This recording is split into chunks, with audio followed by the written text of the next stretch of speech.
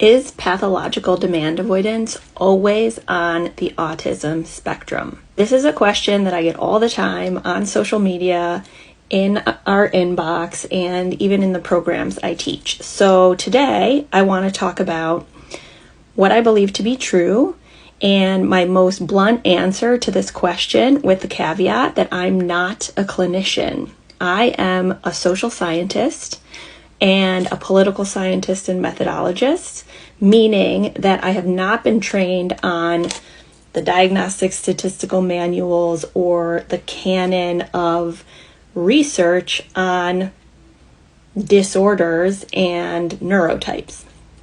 What I have been trained on is to identify patterns in large N samples, and at this point I've worked with over 1,000 families who believe their child or teen to be pathologically demand avoidant. I believe that most of the time, pathological demand avoidance is also present with autism.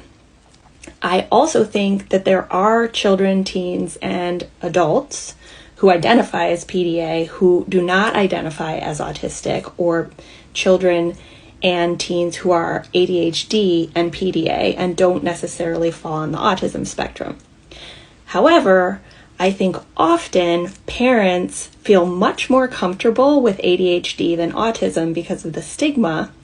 And so there isn't an exploration of things like monotropic focus or special interests and social communication differences that go with autism, which can be really, really helpful for the child.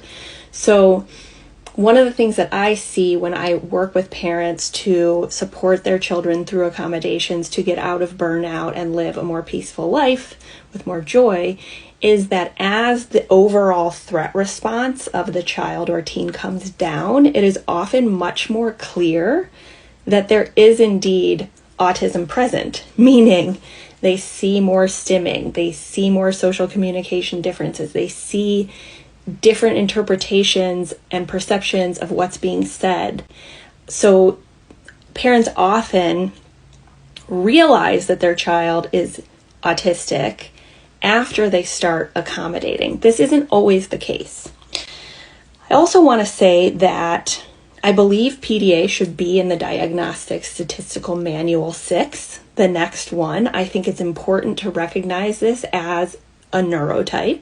I believe it is a neurotype. Whether or not that is housed as its own entity or under the autism spectrum is something that is not just clinical, it's also a political process to get things into the DSM. And there are pros and cons to both. So for example, being housed under the autism spectrum means all of a sudden it's categorized as a disability here in the United States, and parents can get much more access to support in schools, funding, insurance coverage, Medicaid, etc., whereas ADHD is not the same category.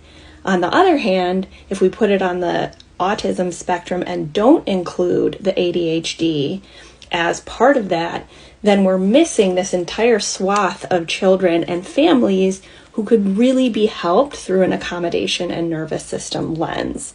So in my work, I work through an identity model, which means if the individual or the parent thinks that their child is PDA, regardless of diagnosis, we can experiment with a different parenting and caregiving framework and see what works.